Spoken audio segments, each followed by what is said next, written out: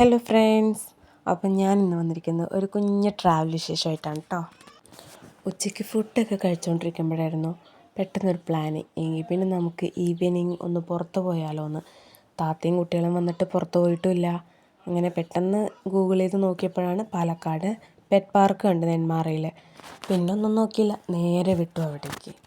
Nenmara NSS കോളേജിൻ്റെ അടുത്താണ്. അവിടെ നിന്ന് ഒരു 500 മീറ്റർ ഉള്ളിലേക്ക്. പാർക്കിംഗ് സൗകര്യങ്ങളൊക്കെ ഉണ്ട് കേട്ടോ. ഇവിടെ മാത്രമല്ല, ഇതിനടുത്ത് അവർക്കൊരു വീടുണ്ട്, ആ വീട്ടിലും പാർക്ക് ചെയ്യാവുന്നതാണ്. അങ്ങനെ ഞങ്ങൾ ടിക്കറ്റൊക്കെ എടുത്തു. ഒരാൾക്ക് 150 രൂപയാണ് ടിക്കറ്റ് വരുന്നത്. 5 വയസ്സിന് മുകളിലുള്ള കുട്ടികൾക്കാണ് ടിക്കറ്റ് വരുന്നത്. കയറി പോകുമ്പോൾ തന്നെ കാണാം ഹോഴ്സ് റൈഡിങ് 15 റുപ്പീസ്, അത് മാത്രം വേറെ, ബാക്കിയുള്ളതൊന്നും ഫീസില്ല. അങ്ങനെ ഞങ്ങൾ പെറ്റ് പാർക്കിൽ പോയിട്ട് ആദ്യം കണ്ട പെറ്റെന്ന് പറയുന്നത് ഡോഗാണ്. മിക്ക വീടുകളിലും ഇപ്പോൾ ഡോഗ് തന്നെയാണല്ലോ ഉള്ളത്. അവിടെ ഒരുപാട് വെറൈറ്റി പെറ്റ്സൊക്കെ ഉണ്ട് കേട്ടോ. നമ്മളിതുവരെ കാണാത്തത്. ഇന്ന് വലിയ ആമ, ഇതിനെ കണ്ടപ്പോൾ ഞാൻ ഭയങ്കര എക്സൈറ്റഡാണ്. ഞാൻ ഇത്രയും വലിയൊരു ആമനെയും ഇതുവരെ കണ്ടിട്ടില്ല. നമുക്കത് ടച്ച് ചെയ്ത് ഫീൽ ചെയ്യാൻ പറ്റും, നമുക്കത് കാണാം. ചിലതിനെ നമുക്ക് തൊടാനോ ഫീഡ് ചെയ്യാനോ ഒന്നും പാടില്ല കേട്ടോ. അത് എഴുതി വെച്ചിട്ടുണ്ട്, ഒരു നോട്ട് ഫീഡ് ആൻഡ് ടച്ച് എന്ന് പറഞ്ഞിട്ട്. അതിനൊന്നും നമ്മളൊന്നും ചെയ്യാൻ പാടില്ല. ബാക്കിയുള്ളതിനൊക്കെ നമുക്ക് ജസ്റ്റ് ഒന്ന് ടച്ച് ചെയ്ത് നോക്കാവുന്നതൊക്കെയാണ് കേട്ടോ. പിന്നെ ഇതിലെല്ലാത്തിലും അതിൻ്റേതായ പേര് എഴുതി വെച്ചിട്ടുണ്ട്. ഇത് കണ്ടില്ലേ, ഗോൾഡൻ ഫേസ് ഉണ്ട്, യെല്ലോ ഗോൾഡൻ ഫേസ് ഉണ്ട്, അങ്ങനെ എല്ലാത്തിൻ്റെയും പേര് എഴുതി. നമ്മൾ ഓരോ പേര് വായിക്കും തോറും നമുക്ക് ആ ബേർഡിനെ കുറിച്ച് അറിയാൻ പറ്റും കേട്ടോ. ഭയങ്കര എക്സൈറ്റ്മെൻ്റ് ആയിരിക്കും, കാരണം നമ്മൾ പുതിയ വേർഡുകളായിരിക്കും ചിലത് കേൾക്കുക. പിന്നെ ഓസ്ട്രിച്ച്, അതിനെയൊക്കെ ഞാൻ ശരിക്കും ആദ്യമായിട്ടാണ് കാണുന്നത്. അടുത്ത് പോകാൻ പേടിയായിരുന്നു കേട്ടോ. ടച്ച് ചെയ്യാൻ പറ്റുമെന്ന് എനിക്കറിയില്ല, പക്ഷേ നമുക്ക് ടച്ച് ചെയ്യാവുന്ന പോലെയാണ് അവർ കൂടൊക്കെ ഉണ്ടാക്കിയിരിക്കുന്നത്. വലിയ കുഴപ്പമൊന്നുമില്ല. പിന്നെ ഞങ്ങളങ്ങനെ വന്നു. അവിടെ ഒരു പാർക്ക് ഉണ്ടായിരുന്നു കേട്ടോ. പാർക്കിൽ ഒരുപാടില്ല, പക്ഷെ കുഴപ്പമില്ല, കുട്ടികൾക്ക് കളിക്കാനൊക്കെ പറ്റും. ഞങ്ങൾ പിന്നെ അവിടെ ഒരുപാട് നേരം നിന്നില്ല, കാരണം പെറ്റ്സിനെയും ബേർഡ്സിനെയൊക്കെ ഫുള്ള് കണ്ടതിന് ശേഷം പാർക്കിലേക്ക് വരാൻ തീരുമാനിച്ചിട്ടോ.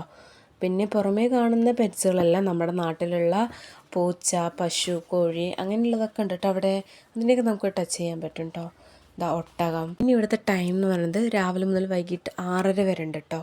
നമുക്കിവിടെ വന്നാൽ ശരിക്കും നല്ല കൂളിംഗ് ആണ്, ഫുള്ള് മരമൊക്കെ ആയിട്ട് നല്ല രസമാണ്. നമുക്ക് പുറമേ ചൂടൊന്നും അറിയത്തില്ല കേട്ടോ. രാവിലെ മുതൽ ഉണ്ടെങ്കിലും രാവിലെ മുതൽ വൈകുന്നേരം വരെ ടൈം സ്പെൻഡ് ചെയ്യാനുള്ളതായിട്ട് ഞങ്ങൾക്ക് ഫീൽ ചെയ്തിട്ടില്ല.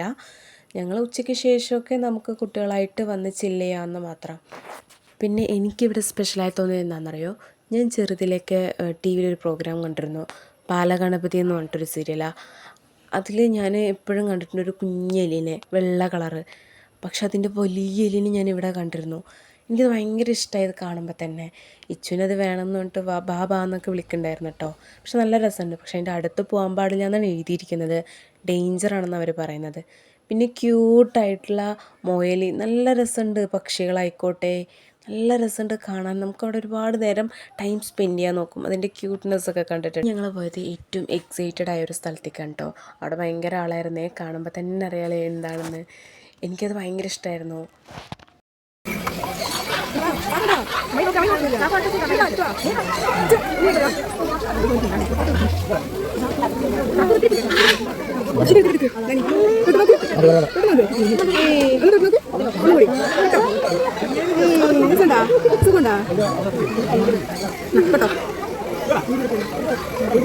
അങ്ങനെ ഓന്തിനെയും പക്ഷിനെയൊക്കെ കണ്ടിട്ടോ.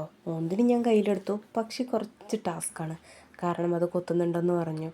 പിന്നെ പാമ്പിനെ പേടിയുണ്ടായിരുന്നു, പക്ഷേ എനിക്ക് മുന്നേ 2 കുട്ടികൾ വന്നു. അയ്യോ, അവർക്ക് പേടിയേ ഇല്ല. എനിക്ക് വേണം എന്ന് പറഞ്ഞിട്ട് രണ്ടാളും മാറിയിടുമായിരുന്നു. പിന്നെ അവരുടെ ധൈര്യം കണ്ടപ്പോൾ എനിക്കും ഓക്കെ, ഒരു കുഴപ്പമില്ല, എനിക്ക് എടുക്കാമെന്നുള്ളതായി. കഴുത്തിക്കോടി ഇടാനുള്ള ധൈര്യമില്ല, അതുകൊണ്ട് കയ്യിലെടുത്തിട്ട് ജസ്റ്റ് എല്ലാവരും ഒന്ന് തൊട്ട് നോക്കിയിട്ടോ. ഞാൻ വീട്ടിൽ നിന്ന് വരുമ്പോൾ തന്നെ പറഞ്ഞതാണ് എനിക്ക് കഴുത്തിക്കൂടി ഇടണം, ഞാൻ എടുക്കുന്നതൊക്കെ. പക്ഷെ കഴുത്തിക്കൂടി ഇടാനുള്ള ധൈര്യം ഇല്ലാത്തതുകൊണ്ട് ഞാൻ ജസ്റ്റ് കയ്യിലെടുത്തു, അത്രയേ ഉള്ളൂ. പിന്നെ ഞങ്ങളവിടെ നിന്ന് കുറച്ച് ഫോട്ടോസൊക്കെ എടുത്തിട്ടോ. നല്ല ഫോട്ടോസൊക്കെ കിട്ടുന്നുണ്ട്. പിന്നെ വെറൈറ്റി പക്ഷികൾ, അതിനൊക്കെ നമുക്ക് ജസ്റ്റ് ഇങ്ങനെ ആ ഗ്രില്ലിൽ കൂടെ തൊട്ട് നോക്കാമെന്ന് മാത്രം. പിന്നെ അവിടെ തന്നെ വേറൊരു സൈഡ് വേറെ കുറച്ച് പെറ്റ്സ് ഉണ്ട് കേട്ടോ. അത് ഇപ്പോൾ കണ്ടതിനും ഭയങ്കര ഡിഫറെൻ്റാണ്. കാരണം ഇപ്പോൾ കണ്ടില്ലേ, ഈ കോഴികളൊക്കെ നമുക്ക് ടച്ച് ചെയ്യാൻ പറ്റും, അതിൻ്റെ കൂടെ ശരിക്കും കുട്ടികൾക്കൊക്കെ കളിക്കാൻ പറ്റും കേട്ടോ. അതൊന്നും ചെയ്യൊന്നുമില്ല കേട്ടോ, കൊത്തലൊന്നുമില്ല. അത് ജസ്റ്റ് ഇങ്ങനെ ഓടിക്കളിക്കും, നമുക്കതിനെ ഇങ്ങനെ തൊട്ട് കളിക്കാമെന്ന് മാത്രം. അതുപോലെ തന്നെ അവിടെയുള്ള ആടുകളൊക്കെ കണ്ടോ, പകുതി വരെയാണ് ഗ്രില്ല് വരുന്നുള്ളൂ. അതുകൊണ്ട് നമുക്ക് തൊടാൻ പറ്റും. കാണുമ്പോൾ ഒരു വിശപ്പിശകൊക്കെ ഫീൽ ചെയ്യുന്നുണ്ട്. അത് കാരണം ഞാൻ തൊട്ടില്ല. ആ കൊമ്പിൽ മാത്രം ജസ്റ്റ് രണ്ടാളുടെയും കൊമ്പിൽ തൊട്ടിട്ട് വന്നു. പിന്നെ വീണ്ടും കോഴീൻ്റെ അടുത്ത് വന്നിട്ട് കുറേ നേരം കളിച്ച് ഞങ്ങളവിടെ ഇച്ചുവിനെ തൊടണം എന്ന് പറഞ്ഞിട്ട് വീണ്ടും ഞങ്ങളവിടെ കുറേ നേരം ടൈം സ്പെൻഡ് ചെയ്തു. ഇവിടുത്തെ ഏറ്റവും സ്പെഷ്യലാണ് കേട്ടോ ഈ വലിയ ഗ്രില്ല്. ഇതിലെന്താണെന്ന് വെച്ചാൽ നമുക്ക് പക്ഷികൾക്ക് ഡയറക്റ്റായിട്ട് ഫീഡ് ചെയ്യാൻ പറ്റുന്നതാണ് പറയുന്നത്.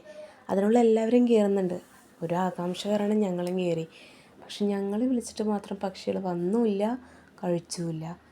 വേറെ മുന്നേ വന്നവരുടെയൊക്കെ തോളിലിരുന്നിട്ടൊക്കെയായിരുന്നു കഴിക്കണ്ടായിരുന്നത്. ഞങ്ങൾ എവിടെ നിന്നൊക്കെയോ തപ്പി പിടിച്ച് അതിൻ്റെ സീഡ്സൊക്കെ കൊണ്ടുവന്നിട്ട് അതിന് കഴിക്കാൻ കൊടുത്തിട്ടിടയ്ക്ക് അവർ വന്നില്ല. 1 മണിക്കൂറോളം ഞങ്ങൾ അവിടെ തന്നെ നിന്നു, അതൊന്ന് വരട്ടെ എന്ന് പറഞ്ഞിട്ട്.